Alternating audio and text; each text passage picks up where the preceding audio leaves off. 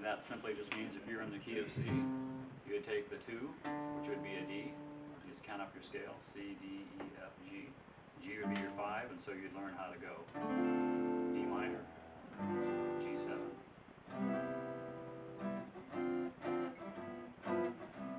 Classic example, that's satin down. That's a lot of jazz tunes, exactly. And so that's kind of really the first basis, is really just kind of learning simple chords. And I try to get people to play songs as quickly as possible. So something like, you know, Satin Down. Yeah, I was on the beginning level Exactly. of Jamie Taylor's song. Exactly. That's a classic reference for the 251. Exactly.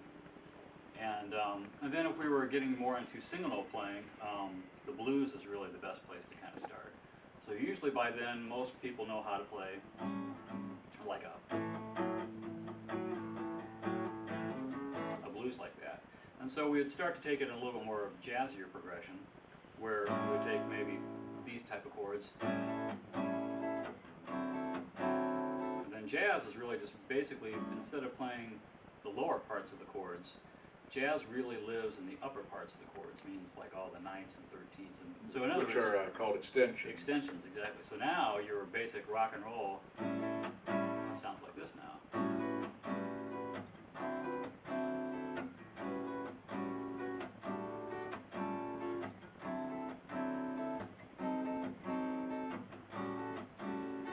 Very nice.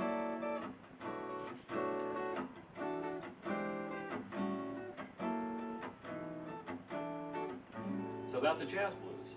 And all I did is I just took conventional European harmony and just added it to the blues. And the great thing about it is your rock and roll players that only know how to go,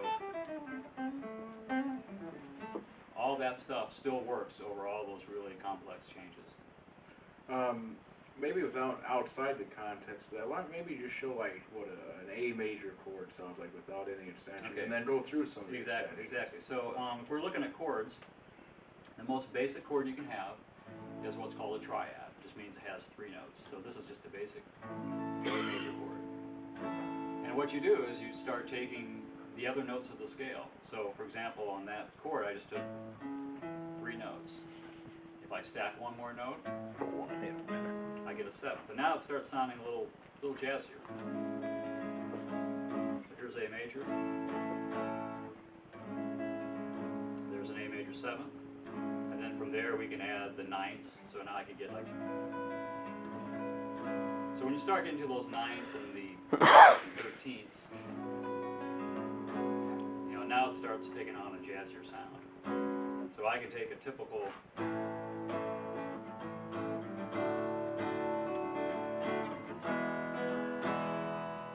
something like that. A rock So now a soldier. jazzy way of doing that same thing.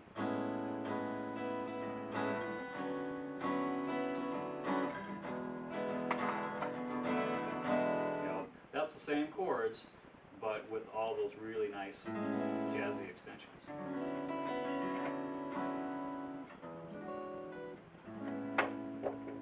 And then those sounded a lot like a bunch of other chords. Would you get to stuff like that to where, you know, looking at the structure, you start seeing that these chords to an extension have different names?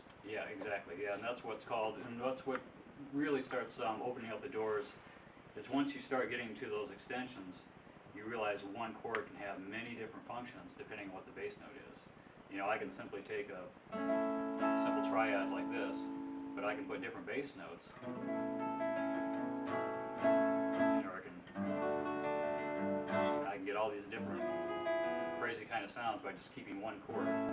This would be nice if you had a bass here. You could play all the bass notes because I have this stretch. I do that. But I mean, for example, if I play this chord here, if I just put different bass notes, you know, it can all of a sudden start sounding like a lot of different chords. What chords are you looking for, Dave? Well, for example, what I was just going to do is just, I'm playing an A. You just walk down and play A flat, G.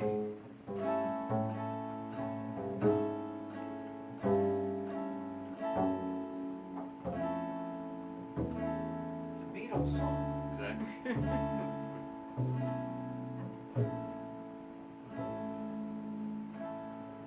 So that's a really common thing to do in jazz, is where you basically substitute chords, you know. Well, and then would you go into like a fate book approach where, like, you know, you see chords written out, but that doesn't mean you're strictly limited to those? Exactly, exactly. And that really just comes down to learning songs. You take a really basic song, and then all of a sudden you just start to see what you can do with that song. You're like, well, let's. I'll play like the just the roots to, like, you know, Blue Monk, and then show like what you can play, like once maybe with the fake book chords, and then play once with something you would take it into. Okay.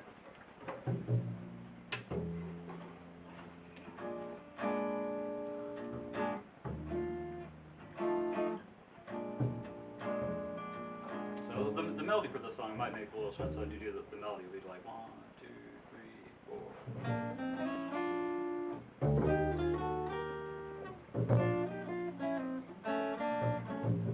So if we stop right there, so basically that melody is just based off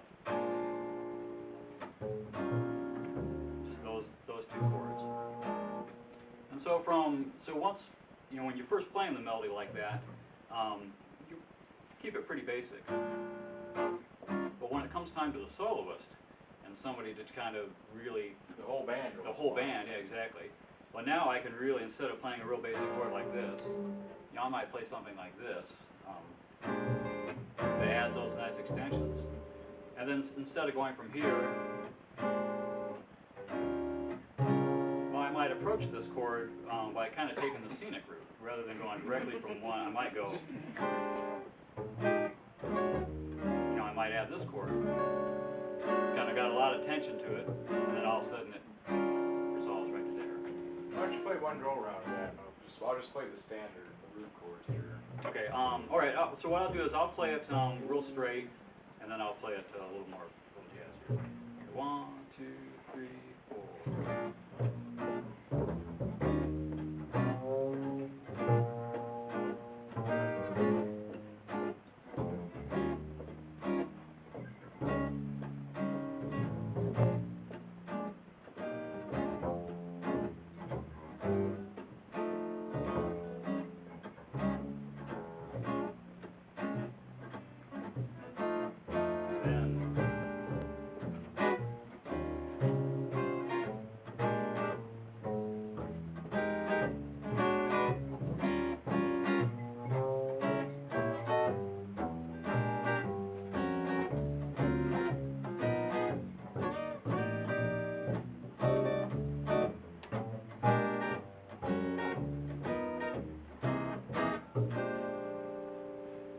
Classic chord to end on, too. Yeah, exactly. So that was just based off this real simple blues, just a 1-4-5 progression, and then I just took all the, you know, rules of harmony or whatever and just expanded upon it. So you remember that, Joe? We did some of that. So Jim was one of my students here that we kind of got